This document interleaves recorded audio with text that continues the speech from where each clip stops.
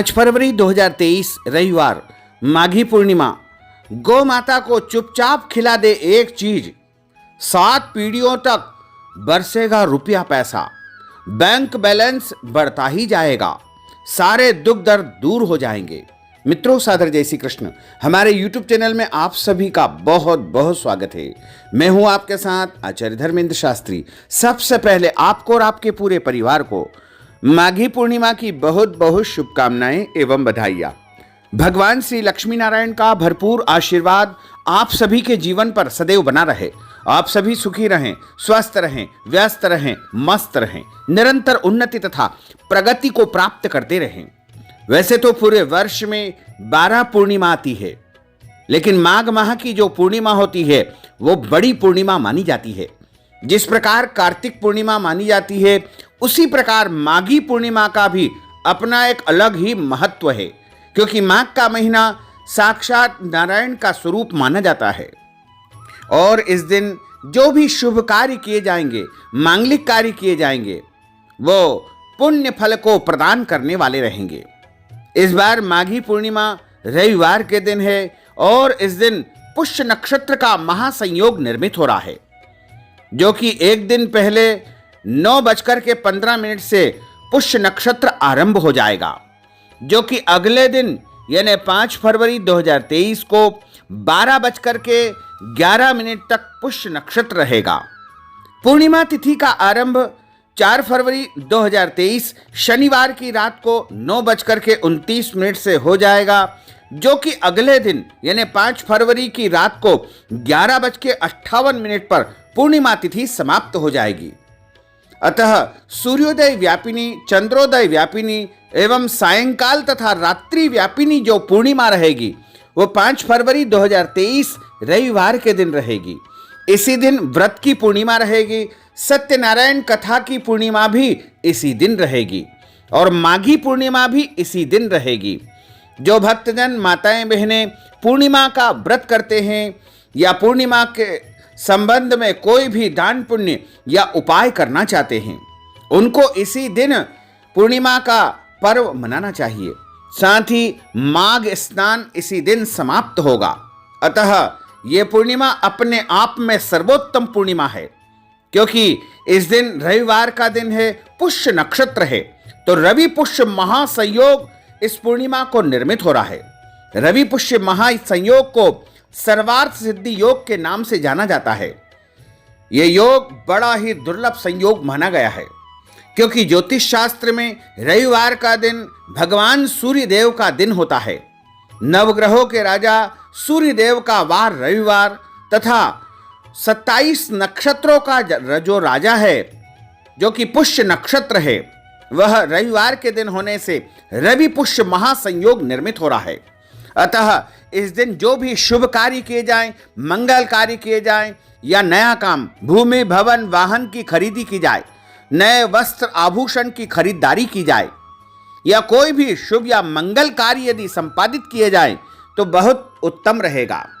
पूरा दिन ही अपने आप में सर्वोत्तम है। इसलिए यदि आप कोई भी नया काम करना चाहते हैं, जैसे पदभार ग्रहण करना, नए घर को बनाने के लिए भूमि पूजन करना, नए घर में प्रवेश करना, या फिर आप कोई नया व्यापार शुरू करना चाहते हैं, किसी भी दुकान का शुभारंभ यदि आप करना चाहते हैं, कार्यालय का शुभारंभ यदि आप करना चाहते हैं, कोई भी नया पदभार यदि आप ग्रहण करना चाहते हैं, वाहन खरीदारी करना चाहते हैं, सोना चांदी या कोई भी नई वस्तु की खरीदारी यदि आप अपने लिए करना चाहते हैं, तो 5 फरवरी 2023 रविवार का दिन स्वयं सिद्ध दिन है। और इस दिन आप सुबह जल्दी उठ करके तीर्थ जल से स्नान करें।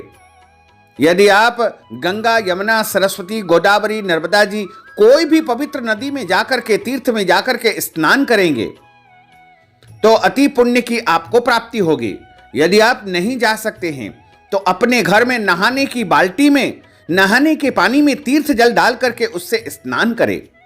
स्नान करने के बाद शुद्ध और पवित्र वस्त्र धारण करें तथा आप सूर्य भगवान को जल अर्पित करें।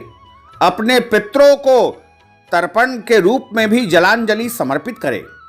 और इसके बाद में अपने घर में पूजन अर्चन करें। भगवान लक्ष्मी नारायण का पूजन अर्चन पूर्णिमा के दिन अवश्य करना चाहिए।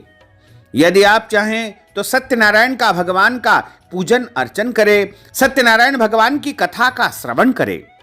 और पूर्णिमा के दिन आप अपने घर में ब्राह्मण देवता को बुला करके विशेष हवन पूजन अनुष्ठान भी संपादित करवा सकते हैं। इसके अलावा इस दिन यदि आप लक्ष्मी जी की प्रसन्नता के लिए कोई भी उपाय करते हैं, अभिषेक करते हैं, पूजन अर्चन करते हैं, तो निश्चित तौर से आपके जीवन की समस्त मनोकामनाएं पूर्ण होगी तथा आपके घर में सुख शांति समृद्धि का वास होगा। क्योंकि पूर्णिमा तिथि भगवान लक्ष्मी नारायण की परम प्रिय तिथि होती है। इस दिन चंद्रमा अपनी संपूर्ण कलाओं से युक्त होकर के पृथ्वी वासियों को दर्शन देने आते हैं और इस दिन भगवान नारायण अत्यधिक प्रसन्न अवस्था में रहते हैं।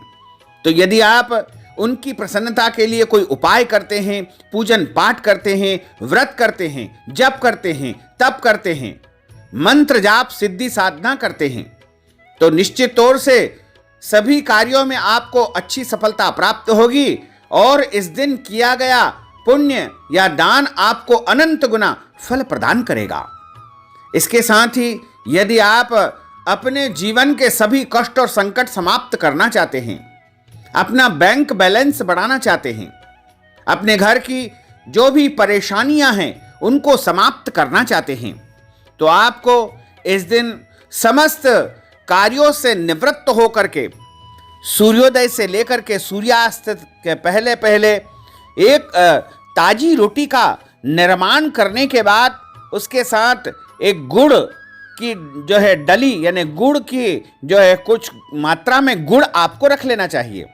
ताजी रोटी में गुड़ रख करके गौ माता के पास जाएं, गौशाला में जाएं और गौ माता को प्रणाम करके हाथ जोड़ करके गुड़ और रोटी आपको खिला देना चाहिए। यदि आप माघी पूर्णिमा के दिन गौ माता को गुड़ और रोटी खिला देंगे तो आप निश्चित मानिएगा कि आपका बैंक बैलेंस बढ़ता जाएगा, आपकी आर्थिक समस्याओं का समाधान आपको प्राप्त हो जाएगा, आपके जो भी दुख है, कष्ट है, संकट है वो समाप्त हो जाएंगे। क्योंकि गौ माता के अंदर 33 करोड़ देवी देवताओं का निवास स्थान माना गया है। नवग्रह गौ माता के अंदर निवास करते हैं और जितने भी ब्रह्मांड में देवी देवता हैं वो सभी गौ माता के अंदर निवास करते हैं।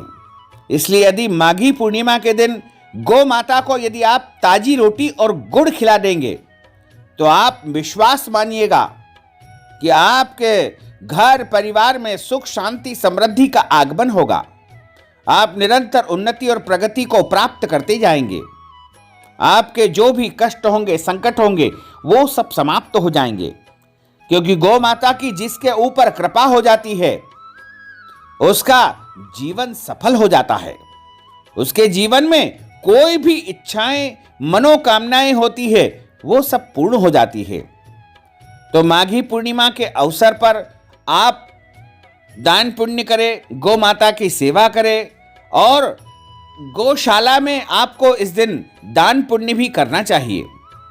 गौ माता के लिए हरे घास की व्यवस्था करें, हरी सब्जी खिलाएं और इस दिन जो है ब्राह्मण को अपने घर बुला करके सत्यनारायण की कथा करवाना चाहिए।